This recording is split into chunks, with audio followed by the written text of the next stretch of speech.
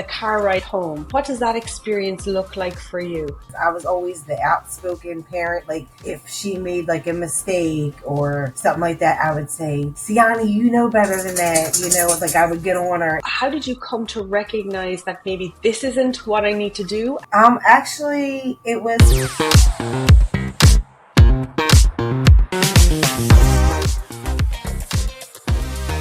Before we start, thank you for all the DMs and great feedback on Kuul Conversations, which I love to hear, so keep it coming. And what would help us even more is if you choose to subscribe. It helps me to bring you more amazing guests and cool conversations. Now let's dive into the episode. Hi Meg, it's so great to have you on this today to talk to us about youth sports and your experience as both a parent and a coach, really living the day-to-day of being involved in the youth sports ecosystem in Philadelphia. And so I'd love to start with the experiences that you've had on your daughter's journey through youth sports for the last number of years. Well, the key thing is you have to get the kids involved. The kids, you have to get the kids involved. And I noticed over the years that a lot of kids aren't getting involved in sports anymore. Why? I don't know. I can't exactly say, what the cause of it is. Is it because they just don't want to do it? Is it financially? Is it they don't have a support system or the parents don't want, I don't know. I've noticed over the years, like I said, everything is about phones and video games. And it's sad. It's sad, because these kids today really don't know, or don't get a chance to experience, something that they could be, really good at. Right.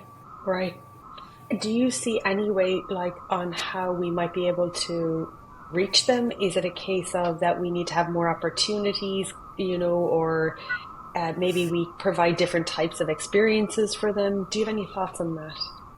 It's, like I said, it's very hard. Like with her graduating this year, we have 7th graders. The varsity team consists of 7th and 8th grade. Now, if they were really, really short, like on varsity, they are able to pull 6th graders, to play on the varsity team, depending on, how they play. But the ones that are going to be in their final year next year are pretty much, for her school, like the last of the bunch that really participate. Let me see, we have 11 8th graders on the team this year. So you're losing all 11 because they're going off to high school. They can't play for CY. They're preparing. Some of them are preparing to play high school. So there's only very few left that in the lower grades that do play and are willing to come out and play. So I don't know where the team is going to go. Wow, that's really concerning. Like when you get a severe decline in kids coming out to play activities, then the school has to fold the team, and it's sad. It's sad to see. We do have some public schools that don't have it, that don't have a team because none of the kids, play sports. Wow. So you're seeing like a really big decline in girls' participation, after grade 4, grade 5, and particularly as you go grade 6, 7, and 8, there's a huge decline to the point where schools can't even field teams. Yes. Wow. And in the neighborhood, is that the same, that a lot of them don't play sports, that your daughter is maybe in the minority, Absolutely. Absolutely. And it went for both of my children. Even the boys, and I've always told them, be lucky for what you get to experience and what you get to do, because there's other kids out there that would just like a little smidgen of what you got. Yeah. I can hear the sadness as someone who sees the value in sport, who's experienced it yourself and then as a parent with your children, and it really paints a really dismal picture. It's very sad in terms of the realities of not knowing even if you'll have enough girls to play on the teams. Do you see something obvious that we should be doing or we could be doing to encourage more, to have more of these girls to continue to play? Well, I wish I could. mm, I wish I did have the magic wand and say, "Hey, listen here." But I think, like I said, I don't know everybody's status at home. I don't know everybody's home life. Um, but I would like to see them let their child, get involved, experience something, as um, they're growing up.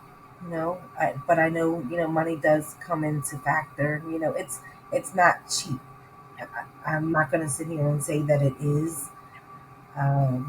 Equipment wise, what they need, it does cost, and I get it.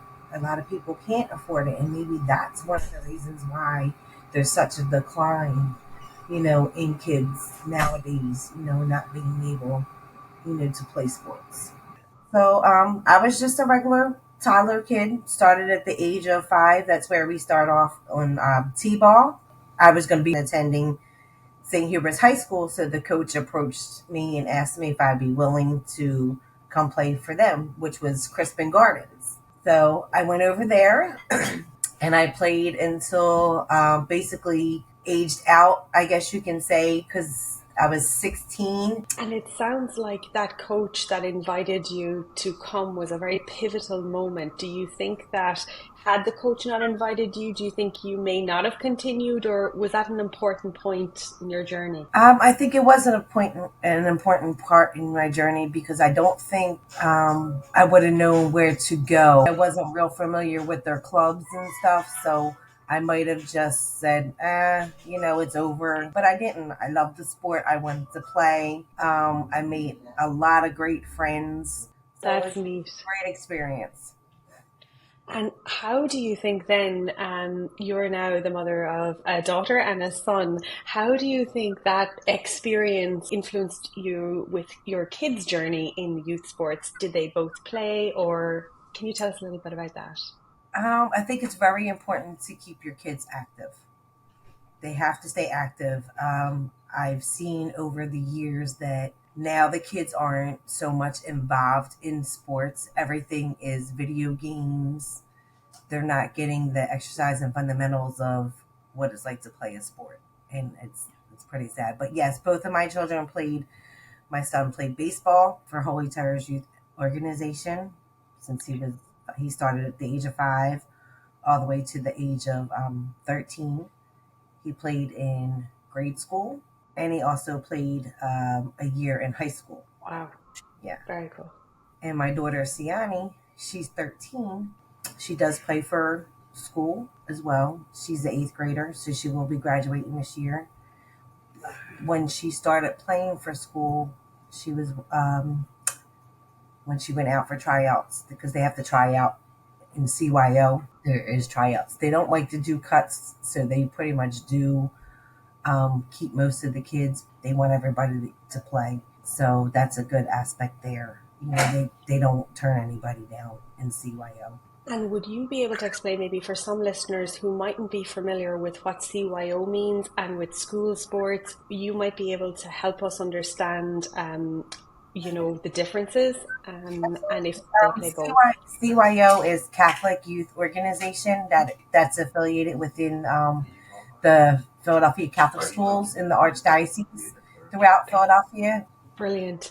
And it sounds like it's a very inclusive. They try not to cut kids, they try to keep as many kids involved and try to bring them along. And, as a parent,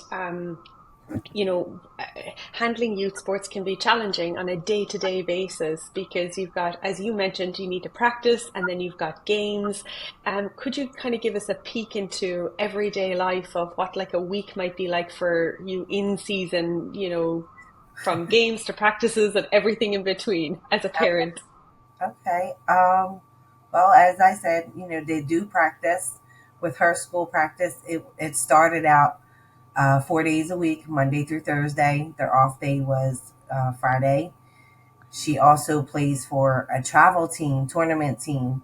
So you have to factor in their practice times too. But her coach was very understanding and willing. He always said, "Don't choose um, outside sports over school. School's more important."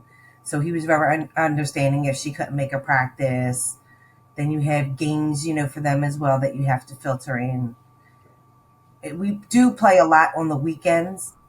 Okay. So Saturdays and Sundays are pretty much shot now. I used to golf Saturdays and Sundays, but with her going over to this tournament team for the last 2 years, Saturdays and Sundays are no longer mine.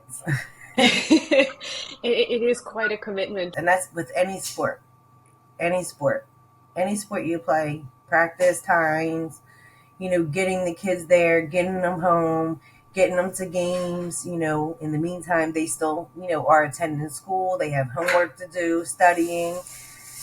It is a lot, but all worth it. What is the value that you see that makes it worth it for you as a parent?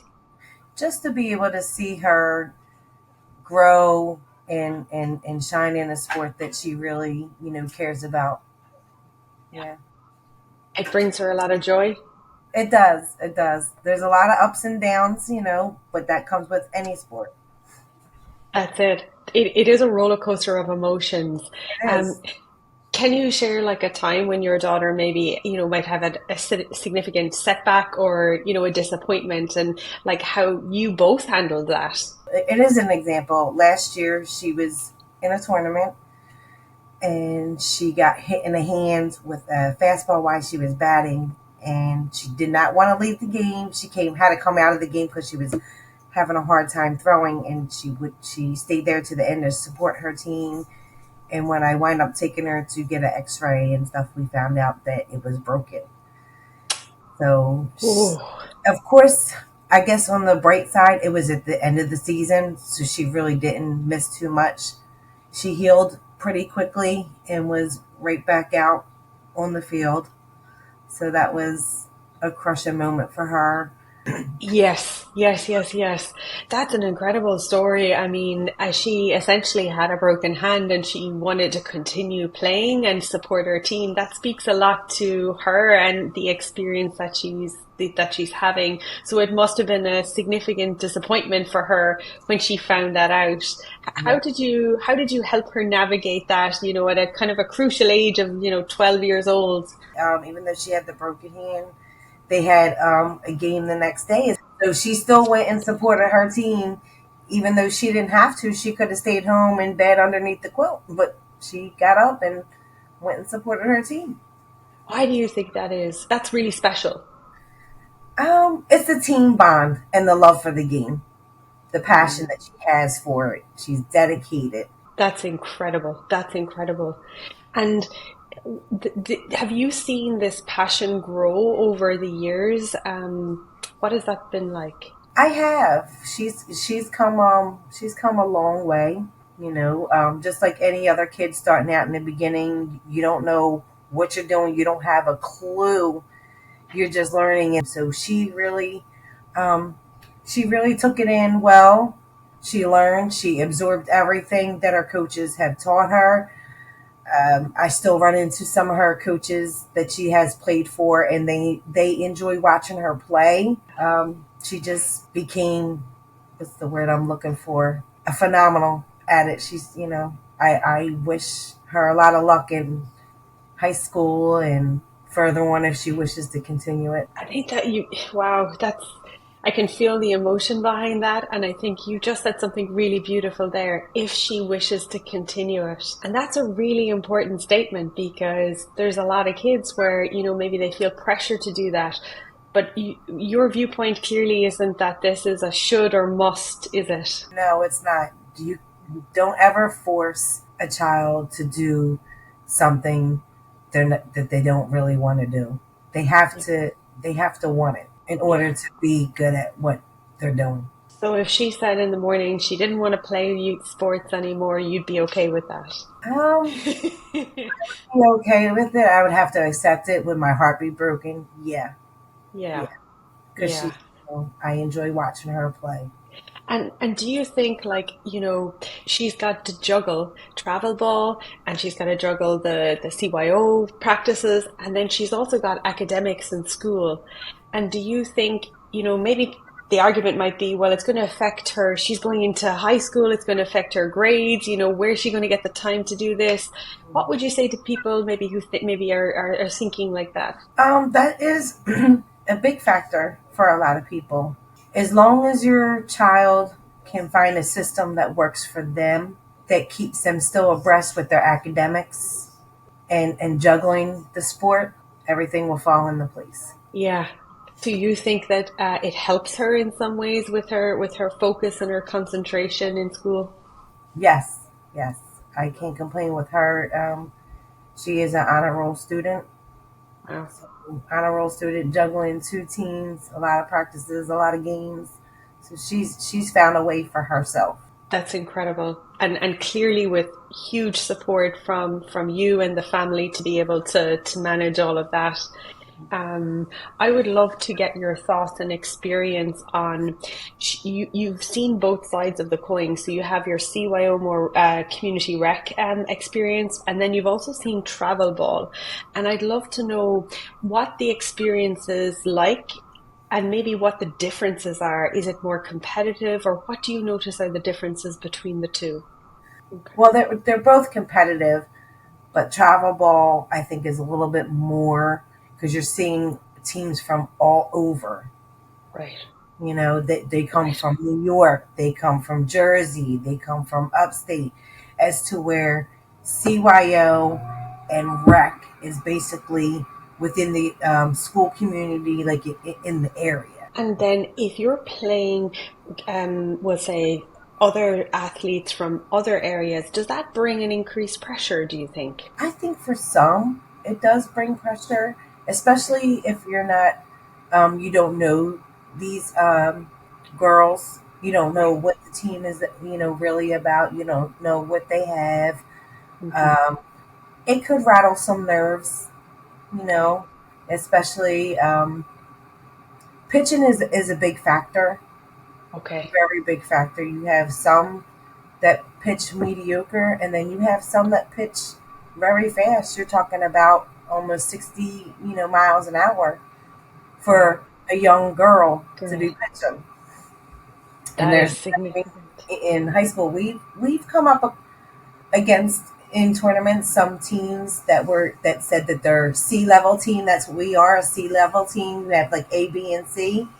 And in some of these tournaments that our coach her coach signs us up for is BC level, but we have come across playing some A level teams, and I will give credit to our girls. We hung right in there with them. To be Wow. younger, we played. I remember it was just like a regular friendly game against another team. I forget the name of the team that we were playing, but they were a 16U team. And it's really interesting because it's such a jump for an under 14 to bring. The nerves get the best of them, and Yeah. they get down on themselves. And like, oh God, we can't do this. We're gonna lose. They get in a funk, but they come out of it. Eventually, sometimes, not all the time. But again, it's a team thing. Everybody has to play their part. It's not just one person. It's a team sport, and you've got to play together in order to win. Yes, beautiful, absolutely beautiful. And you've alluded to the importance of coaches. What has it been like with the coaches throughout her journey? Um, she's never really had any issues with any of her coaches. She always listened. For me, as a parent, watching these coaches take their time out because this is all volunteer. This is Right, all volunteer positions that these right. coaches are doing. For these girls, and that That's play. That speaks volumes to me. For a coach, and you're also dealing with a lot of different personalities, between all the girls. One minute they're okay, the next minute they're just breaking down, you yeah. know. So I give them hats off to them. It, You it, have it, the patience, yeah. you know, to develop with the girls, and I give them credit. It's a lot. I'd love you to maybe highlight what, from your experience, would you see as, especially for young girls, what has been a great coach for you? What might be some of the attributes that you might point to that makes a great coach for, young girls in sport? Again, as I said, the dedication that they put out, to these girls, and showing them so they know better, um, and for them to be better. They just want them to succeed in something that they enjoy doing and playing. That's incredible. And have you been involved in your daughter's youth sports as a coach? I don't coach the Okay. way her other coaches do. I'm more like behind the scenes. I try to give her advice. I had to learn the hard way because I was always the outspoken parent. Like, if she made like a mistake or something like that, I would say, Siani, you know better than that. Like, I would get on her, and I had to learn how to, sit back and keep my mouth quiet so she can just focus on, playing. So yeah, it was hard. It was hard to do because I was always the outspoken one of the parents, I guess you can say. Well, that is a beautiful gift to give her because I think so many of us, that's exactly our natural reaction is to want to, help and coach and say more and do more. So I think a lot of people would resonate with that, with that challenge.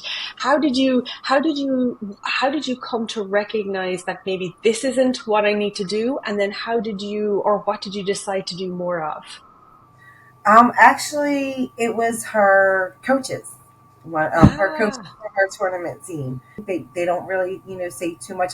Um, so her coaches were like, you need to learn how to, chill and relax. Just let her, play the game, because the more I would say things, the more nervous she would get. okay.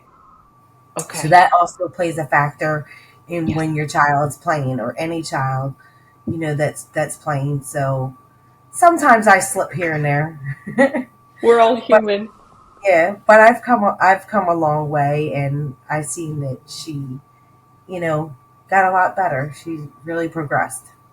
That's really incredible. That's a really incredible gift to give kids, that freedom to just play and do. And it's really hard to hold back because we all want to help them. But it sounds like you really found a way to strike a balance between that supportive aspect as the parent and involvement, and then the coaches doing their job in coaching. So, and that's a difficult balance to strike at times. Absolutely, totally agree. It's very hard. It's very hard. Especially when you're sitting there, and you're watching your child play, and um, say they're just having an off day. you know you want to you want to give them the encouragement to lift their spirits up and say, listen, it's okay. Every time, you're human, you're going to make mistakes, you're not going to be perfect all the time. you know some kids think that they're supposed to be perfect at all times and know what they're and it doesn't work like that. You're still a child. You're still learning, you're going to make mistakes, you're human. That is beautiful. And I think that's exactly what kids need to hear, the space to be able to make mistakes and learn and mess up and go through the learning process. Absolutely. And maybe, as you said, like sometimes it's like the coaching isn't always coaching and talking. Sometimes the silence or less feedback, because sometimes kids know when they mess up too, and yeah, it's finding that space. But as you said, then being very encouraging, on the experience. And I'd love to, could you share with us, we'll say, the car ride home? What does that experience look like for you? um Sometimes we talk about it, Okay. other times we just leave it alone. She'll prefer to have her AirPods in and watch her TV shows, you know what I mean, on the way home. All she's worried about is getting McDonald's French fries. A true kid. Yeah. So, or she'll say, Mom, How do you think I did today? I think, I did well today. I think I did okay. And we do talk about it, Yeah. but sometimes we just leave it alone. Sometimes. That's really powerful. So you're guided by her that if she opens the conversation for some feedback, you'll share some feedback, and sometimes maybe that's not what she wants, and so then you go with the flow. Yes. Wow, that's really powerful. And if you were giving her feedback on the game, what might that look like? That balance of, maybe it's a game that she, wasn't outstanding in, or, there's always going to be some mistakes. What would feedback look like if she asked you for it? I'll give you an example. It was, say it's a pop up. It's a pop up play. You have to communicate with one another. You have to yell, "I got it!" So the other person that's charging as well backs off. So the key thing is communication. When you look then, we'll say, at what are some of the strengths that you see with youth sports from your experience? And then maybe share some maybe areas of improvement. Would you have some advice that you might give to parents who are new to this world of youth sports? Maybe they have young kids, maybe in grade one or two. But what advice might you give to them that maybe you wish you had known when you'd started? Reach out, ask people. If you know somebody's child plays a sport, any sport, and your child was, reach out to them. Hey, where can I go? Sometimes, uh, what's the word I'm looking for? The lower income areas, like the urban areas, put it that way, that really don't have a good support system, like, people that don't really volunteer like their time to help these kids. Sometimes you have to branch out to other areas, to have your child involved in activities. And that could be another factor too, that parents don't want to do traveling. They prefer to be, they're comfortable where they are, but if these places don't offer it, then their child, don't have nowhere to play. Yes. So it's got to You know, be in the communities locally is really, really important. yes, you have to, everybody as a community, you have to get involved. You have to want to do better, for the kids. Um, it's sad to say that sometimes, it causes violence. These kids don't have nothing to do. They don't have things that when I was growing up as a kid, that I experienced. We had dances, we had roller skating, we had all different kinds of activities growing up as kids. So my parents, were always busy with us doing, something. A lot of these kids don't get to experience that. The world has changed dramatically. A lot of people feel as though that it's not safe out there to let their kids, out there. And I understand it. I do, because you can walk out the front door and you never know what's going to happen. But these kids definitely, definitely need to be involved in some kind of activity to keep them, from not just the video games. Video games play a key factor in a lot of, um, I don't want to say bad things, but it can lead to bad things. So yeah, my wish for is for someone to open up, and get these kids involved. That's powerful. That's powerful. Meg, thank you so much for Uh, being so honest and sharing your experience of the realities of a parent in youth sports, and really just, I commend you on all of what you've done to support your children in being able to give them that youth sports experience, which gives so much value to children. Absolutely. Thank you for having me.